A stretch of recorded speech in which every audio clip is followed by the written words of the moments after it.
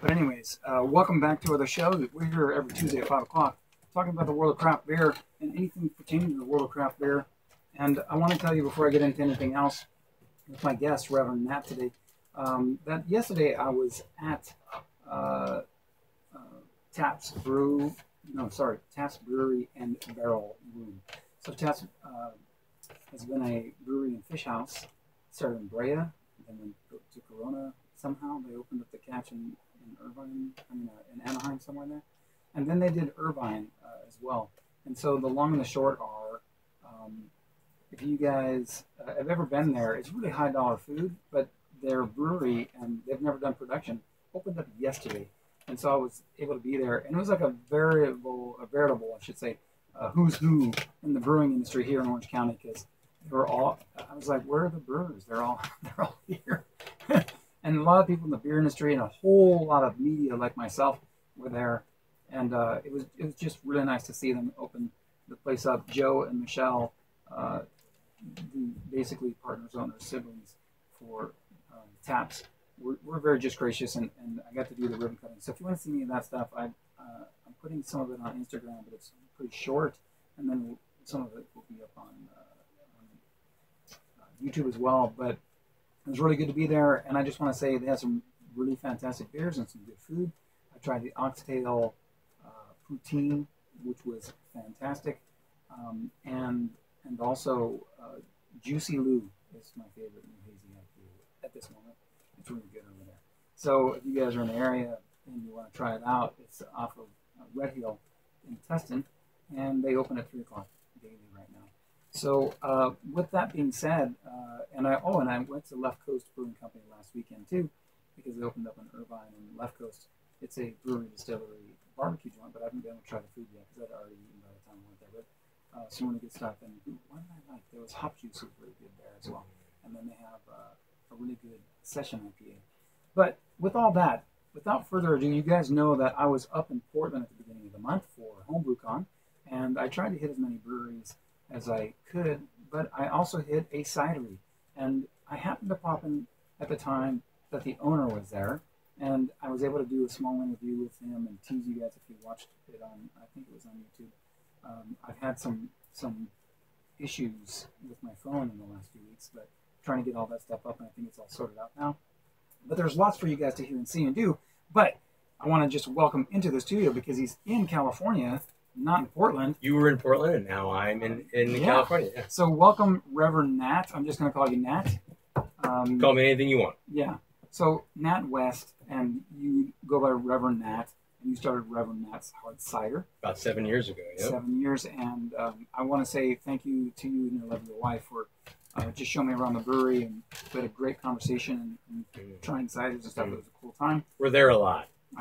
You are there. Yeah. You guys are really owner-operators. Unless I'm here. Well, every once in a while you got to get out and do some drinking, right? Yeah, yeah. What did you do to your arm? Well, I went mountain biking last weekend, so I've got some. The mountain got the best of you? I'll keep the scabs below the level of the table so you don't have to look at them. It's okay, I just saw it.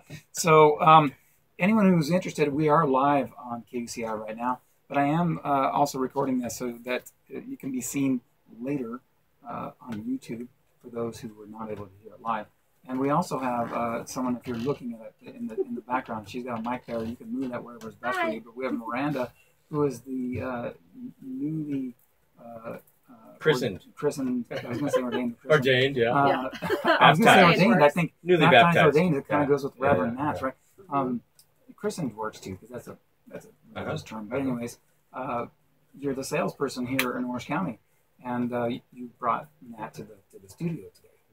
Yep, happy to be here. Okay, you know what I'm just realizing? I might not have your mic on, but let me put your mic on. There, go ahead. Okay, happy to be here. Good. And you. 1, 2, 3, check. I'm hoping that you were heard before. Who knows? It looked like it was on, but maybe it wasn't. We're here. So, anyways, that's what happens when you got a hammer. But anyways, so you're down here. I've heard the story before, but not everybody here has heard the story before. So let's go back that you're basically in your basement making cider for your friends. So you were a home brewer, right, and you're making cider, and things got crazy. So kind of give us the story. Yeah, so this is like almost 15 years ago now. And a neighbor of mine made really good homebrew. Another neighbor of mine made great pickled products, and I was we were all consuming and enjoying and having a great time. And a different neighbor, fourth neighbor, had a big apple tree, and apples were all over the ground. Too many apples to do anything with. We made apple pie, we made applesauce, etc. And then we had so many apples left over. I thought, what am I going to do with all these apples? Well, I may as well drink them. It's an easy way to get rid of a bunch of apples.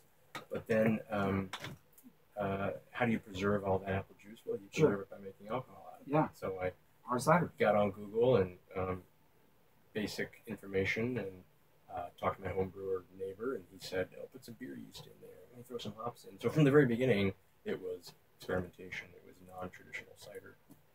I didn't know what cider was at the time necessarily. The first cider I ever had was my own, so I never came into it with any preconceived notions about what cider should be. I did that at home Keep talking. that at home for 6 years or so, and then eventually started the cider company about 7 years ago, and now we're in Oregon and Washington, Idaho, Montana, California, Japan, shipping to Austria in a couple of weeks. Yeah, I mean, that's amazing that you started out. But I'm going to go back. It's awesome where you've expanded and you're going internationally now. Yeah. But I'm going to go back that I know you kind of skipped over, but when I was sitting there hearing your story originally, you were in your basement. Yes. And you decided to start this company. Yes. Because everybody said, "Hey, we want it." The first year I made like 5 gallons. Second year it was like 15 gallons, and then the last year before I sort of went pro, I made 500 gallons in the basement. And for those homebrewers out there, 250 gallons per person, per household per year is the legal limit, federal legal limit. And I made wink, precisely double. Yeah. that amount. Didn't get busted. Still haven't been busted. And so I just loved making cider. I loved making more and more. And so I went from 500 gallons to 2,000 gallons that first year. So it wasn't a fundamentally different scale. It was just more of the same that I'd been making at home. And then it's kind of funny because then you started using your garage. Yeah. And then you were shipping things yourself. Yep. I started the business. Transporting up and down the stairs by yourself. With the broken foot, yeah. I started the business in my basement. So I had a fully licensed winery in the basement. Right beneath my kitchen, and it was a small little space, probably not much bigger than the studio we're in right now, but 300 square feet or so. It's probably just as hot. Yeah, it was the basement, so it's the basement, so it's cool. Yeah, and then expanded the garage a few months later, and all told, I was at home for about a year before opening the cidery that we're in now. Cool. And I know you were talking about how you were like moving things up on a trailer. Right. Yeah. So I have a big driveway. So over time, the cider operation expanded the kitchen, the driveway, and it's so stupid at the time, but you do what you got to do. I had apple bins, these huge 800-pound bins of apples in my driveway, like 30 of them, 50 of them in my driveway. That sounds like a lot. It was wrong way to start a business, basically. Doing too much at home, but I had good neighbors. I still have good neighbors, and they were when the apples come in, hey, don't report me to the city, and have as many apples as you want at the same time. So that's some goodwill there. Yeah, I think Portland is a pretty crafty community. The neighbors are looking out for each other, and I made them a deal they couldn't refuse. That's good. Yeah, a deal they couldn't refuse. Sounds like you're going to take the apples. How many apples do you want?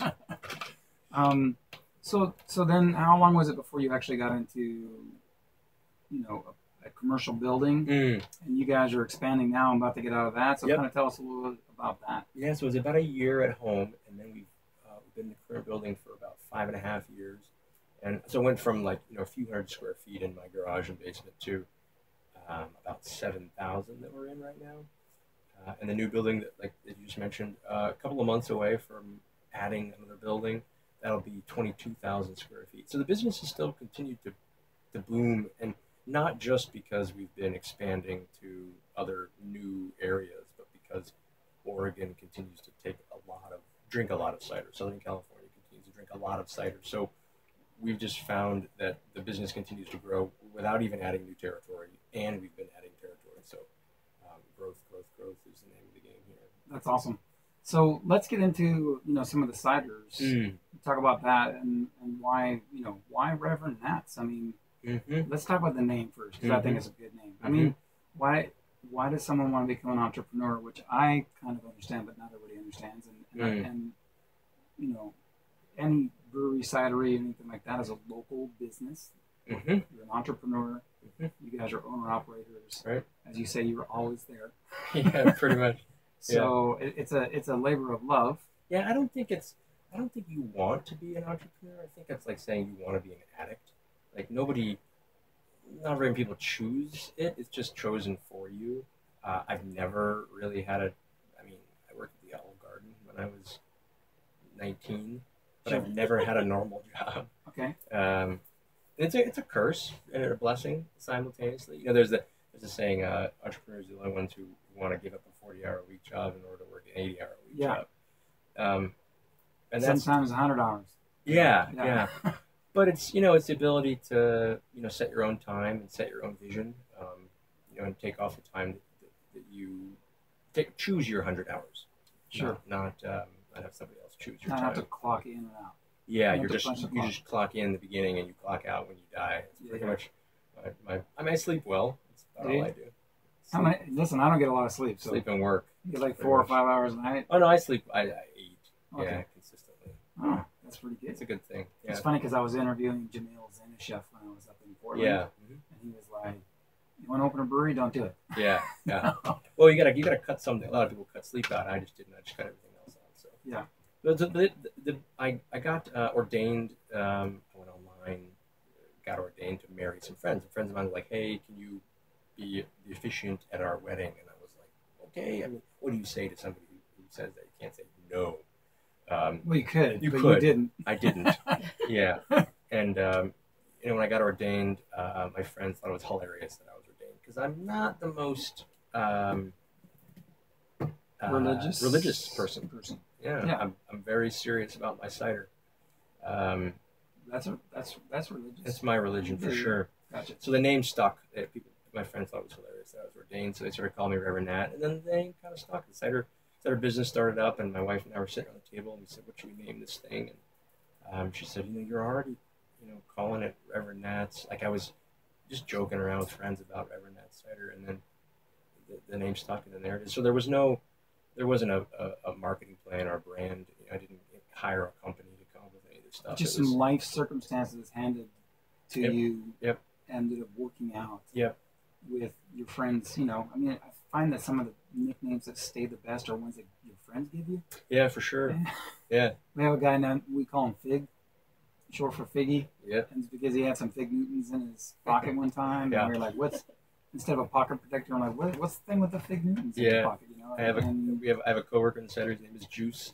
Yeah. Don't know why. We just call him Juice. Juice. Yeah, he doesn't go by Juice anywhere else. Yeah, I miss the stories sometimes. He's not the Juice, though. Yeah. That's a different one. Yeah.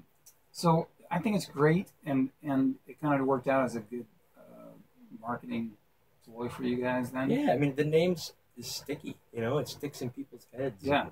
I'll take whatever advantage I can cider get is sticky. out of it. Yeah. There you go. And a lot of people are like, is there really, like, one of my favorite things to do is to sit at my own bar and have a drink, and people walk in. And my bartenders have been well trained not to point me out when people come in. So I'll sit there and be having a drink, and somebody walks up and they'll say, "So is this Reverend Nat a real person?" And they'll sort of give me the side eye, yeah, he's a real person. He's right over there.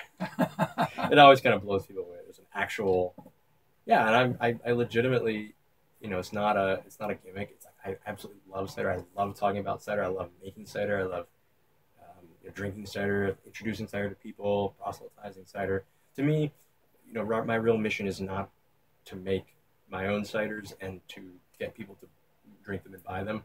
My real mission is to bring the category of cider up overall in the U.S. so that people think about cider fundamentally differently. Well, I think there's a resurgence. You're definitely at the forefront of that. I'm trying to keep, whether push or pull, whatever it takes to get people to treat cider as a fantastic beverage, not just a part of sweet, syrupy, macro industrial ciders that you can buy in a six-pack for cheap in the store. Not naming any names. That's not who But I you know am. who they are. You know who we're talking about here. Yeah. So that's not my mission. My mission is to drink really unusual, interesting ciders, make unusual, interesting ciders. Now people treat cider the same way they treat beer. Like nobody says, what's the difference between a German Pilsner and a coconut porter, or coconut stout? Like they're massively different beers, and a lot of people understand the difference, the potential diversity about beers, but may not understand the potential diversity about ciders. So I'm all about diversity. So I'm going to come back to the religious and wedding thing. But since we're on this point and talking about all about cider, let's talk about what make your ciders unique. And you have quite an array of ciders that are pretty awesome. Yeah. So let's talk about some of those and some of the things you put in there besides just apples. Yeah. So there's actually there are no year-round ciders that we make, or even seasonals that are only apple, and that's pretty unusual. Even our Revival hard apple, which is our what we call our sort of straight apple, has dark muscovado, which is a black sugar that comes from Mauritius, which is a little island off of Madagascar. And we also use some mosaic hops in there. And it's not a hoppy cider at all. If you're thinking to yourself, I don't like hops, that doesn't mean you won't like this one for sure. It just balances it out. Yeah, it's just got other really, mosaic is a very fruity tropical hop, so we're really playing on those tropical aromas in there. The ciders, a big one that we're selling a lot of these days is our Viva la Pineapple. It's got listen, I'm telling you, I'm a fan of that beer. Yeah. Or that cider, I'm sorry. It's super good. The pineapple is really forward. Yeah. But it's not it's overpowering. It's only about 20% pineapple. But I'm saying it just comes forward on the nose and the palate. It's really refreshing. Yeah. So we select for the Viva la Pineapple, we selected a particular pineapple that comes out of the Philippines that is very aromatic and is also a not very sweet pineapple, which lets us have it ultimately not be that sweet of a drink, but when you bring it to your nose, you're like, holy smokes, that is so fruity, just explosive in fruity, your nose. It's tropical, you get the pineapple notes. And we also use a little bit of lemon zest in that one. We actually use a huge amount of lemon zest in it. But the lemon kind of disappears behind the pineapple, but it backs it up a little bit. So like, there's more aroma. Like there's no zest, doesn't really have a lot of flavor, or not a lot of taste. It's all about the aroma. And so oils. We really want that to explode in your nose when you're putting it up to your face. Yeah. Which is why I tell people to drink out of a glass, because basically you're going to be able to smell what you're drinking, and when you're smelling it, you're tasting it. Yeah. So let's talk about some of the other ones you have. Sure. You do have some hoppy ones. Yeah. My personal favorite of the year-rounds that we make is Hallelujah Hoppercott. And Hallelujah Hoppercott was the first cider that I made the first cider I sold. So right out of the gate, I was making ciders that this one has hops, apricot juice in it, the wit beer spices, so coriander, bitter orange peel, grains of paradise, star anise, and Cascade hops in there. And I remember tasting all that when we were at your tasting room. Oh. And I was like, hey, I'm getting the coriander and some other spices. And like, it's a very layered, very complex cider, for sure. Everything that we make is made with a beer yeast as well, which is super unusual. That sort of starts every cider that we make off different than what anybody else is making. When I started making cider with exclusively beer yeast, we were the only one in the country that are doing it, and there's only a few people in the country that are doing it right now. A lot of people use occasional beer yeast, mostly white wine yeast or champagne yeast, and we use a wide range of beer yeast from Belgian saisons to English ale yeasts. We use a number of different yeasts. Well, I love that you guys. I don't know. You probably have still.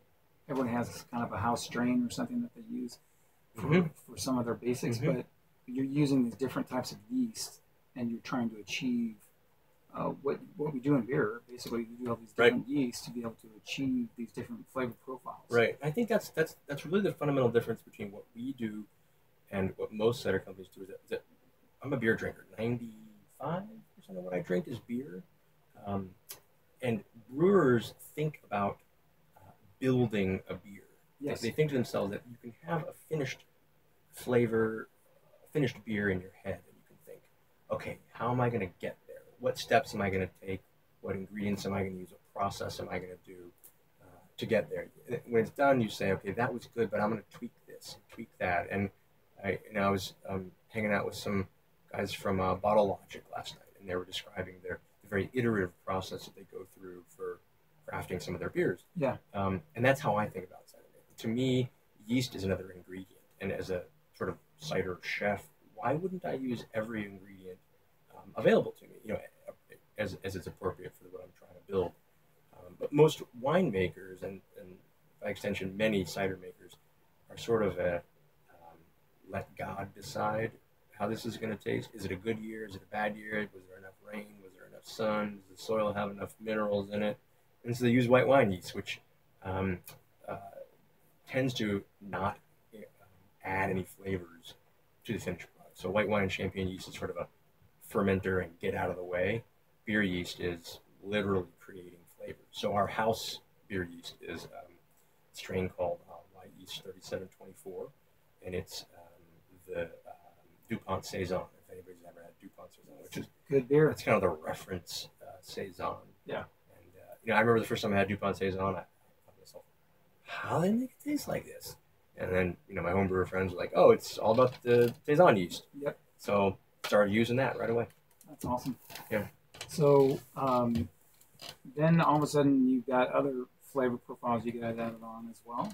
Mm-hmm. You had one that's spicy up there. Mm-hmm. Let's talk about that one. I don't remember the name.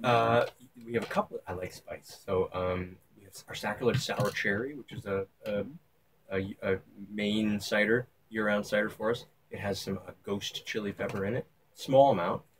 You may be remembering the whiskey barrel-aged Tepache. I love that one. With ghost chili.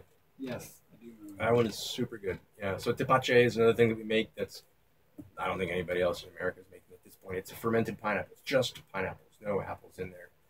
And it's a traditional Mexican drink consumed in largely rural parts of Mexico, using the waste product from pineapples after you've eaten the meat out of the inside of the pineapple, and you got the skins and scales left over.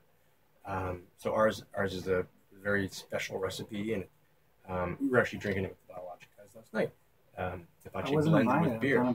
We just stumbled into this. We were at a beer store in Redondo, and we just walked in the door, and there they were. You have to like all that in your training, right, Miranda? Yep. Yeah. She fit in. She fit in very well. I heard. I said, so how's our sales training going? He's like, it's pretty much we're just drinking. Yeah. So I'm great at it. Actually. Yeah.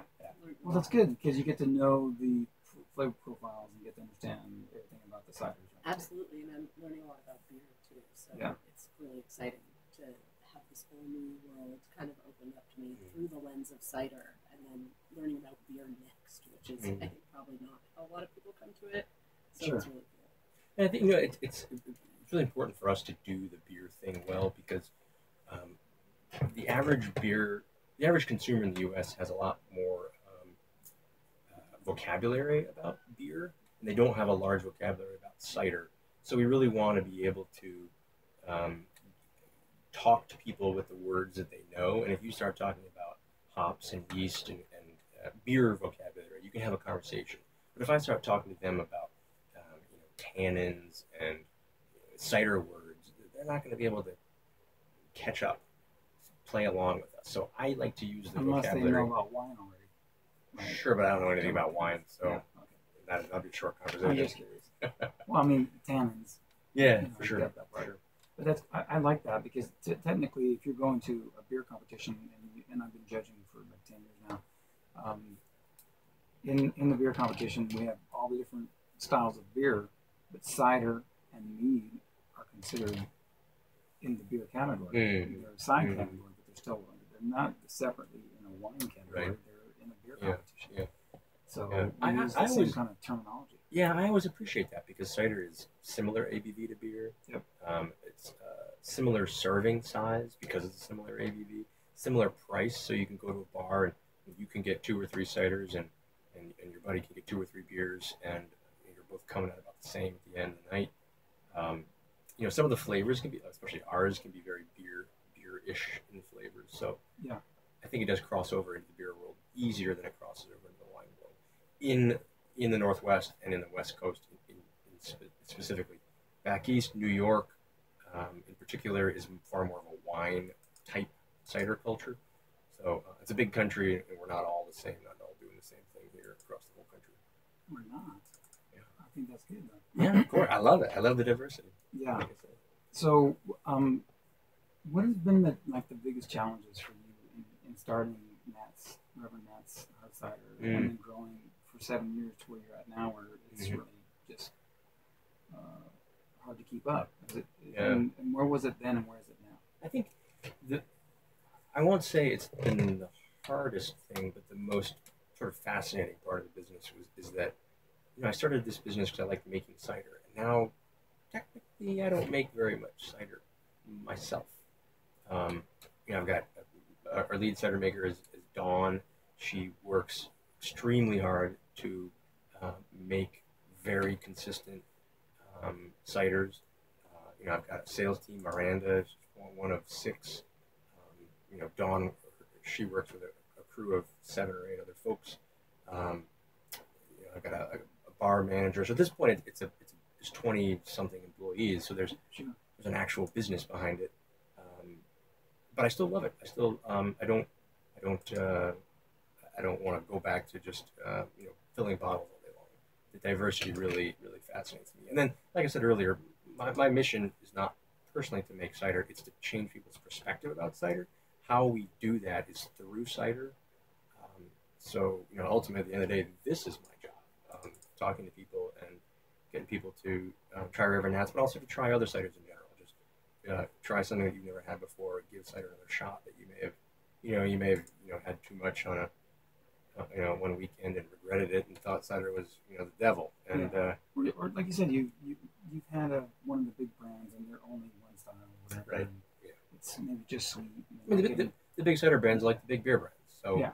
If you like big beer, you might like big cider. If you don't like big cider, you probably like small cider. Small cider. So that's what you guys call it, small cider. Quiet cider. Quiet cider. The silent cider. Yeah. Sounds like a movie, or maybe that's a new a new variety. Yeah. Or maybe have a new name. I'll write that one down. Yep. I can see a whole slasher flavor. Oh yeah.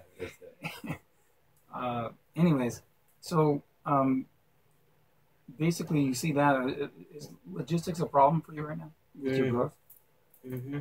Yep. We don't make feathers that ship easily. We make liquid, and liquid's heavy. Yeah. Especially when it's in bottles. Yeah. So actually, you're doing cans now, right? I do cans, and cans are everybody. If you're going to take away one thing from this whole hour-long conversation, cans are good. Yes. Everyone should be drinking out of cans. They are, from a producer's point of view, they're cheaper to produce, so I can get a can for less money than I can a bottle and a label and a cap for it. So it means I can pass on that savings to you. Sure. There's much less environmental impact than glass, even with industry standard recycling rates. They're lighter to transport to me, so trucking companies burn less fuel to get the cans to me. They're faster and easier to fill across the board, so it's more energy efficient within the cidery to fill the same amount of liquid in cans versus it is in bottles.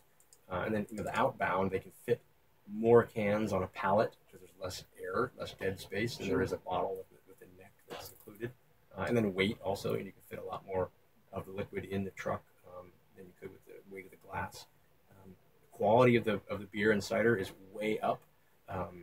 Modern cans over the last, say 10, 15 years, they have a lining on them, and the lining is fantastic. It does not degrade. It does not let your beverage come in contact with the aluminum. I do understand some people complain about putting their lips on aluminum. Fine, pour it into a glass at the point of drinking. So cans all the time. That's my motto. Well, and still with cans, please use a glass. Yeah, pour it into a glass. Pour it into a glass and taste it. But But I agree with you. You can pack it in, pack it out easier. Yep. I'll go back. I think I mentioned on the show before is that in 2012 I was in Maui, and so I grew up with the big companies having their packaged, canned goods, and so because the beer was not tasty to me, I didn't like the beer. I thought cans are terrible, and so I was a total glass fan. Yep. But still, even then, I'm not. If you drink out of a bottle or out of a can, you're not going to taste it. I did it. I tell people the other day. I tell people all the time. I tried it the other day, and I'm like, man, you're not going to taste the beer, and you'll get bloated. You get bloated because you get all that extra CO2 because it's 2.5 tons of CO2 because it's trying to build up a head, but you're not getting the head. Yep. So pour it into a glass out of the bottle, out of the can. You'll have less carbonation. You won't feel as bloated, and you can smell the aroma, so you can actually taste the flavor, and that's why you want a head on your beer, your cider, and so please people use glasses. Yeah. But what I liked about the fact that I was used to this whole thing. I'm like, oh, the cans are bad because I'm used to this nasty beer out of a can. And the cans have been improved now, but that's what I was used to. And then I go over to Maui Brewing Company, and Maui Brewing Company was like, "We only do cans." I'm like, "Why the only cans?" And they said, "Well, what are the two worst things for beer?" Yeah, and I said air and light, and they're like, "Well, no air and light can get into a can." Yeah. And I was like, "Okay, you got me there. I'm listening." And so it stores better, it stores longer, and the fact is, they were saying you can take the can on the beach and drink here, which I think should be legal in California as well. But you can't take glass on the beach. Yeah. And they were talking about how we actually in Hawaii they actually have a recycling facility on the island for aluminum. Great. But any glass that's brought in has to also be taken back to the mainland. There's nothing there on the island. And of course, glass breaks and you can get cut, whatever. All kind of stuff. So there were so many things, and I was like, "Wow, you sold me." Yeah. And I came back here, and I was telling everybody, "Hey, cans, but no one was listening." But now everybody wants cans. Yeah, I mean, even a couple of years ago when we had cans a couple of years ago on a sister brand, and it was still not as exciting. Our distributor here didn't really want Reverend Nat's in a can. But just maybe in the last year and a half or 2 years, it's it's still more work to do. So getting people to drink out of cans. But people get onto the bandwagon of the trends. Or you just. As a essentially a brewery, you make the product in the can. You say, hey, if you want it, it's only available in the can. So if you build it, they will come. Yeah, it's a good model. Well, I think I will mention Oscar Booze. I think that their Canarchy campaign really made a big difference. Yep. They were the first craft beer in a can forever. How long? It was 15 years maybe or something. At least I think. Yeah, something like that. Good for them. Yep. Yeah, and they revolutionized that and got the crawler machine going on. Yeah. And the crawlers are great. They're making a little side benefit on that too. Yeah.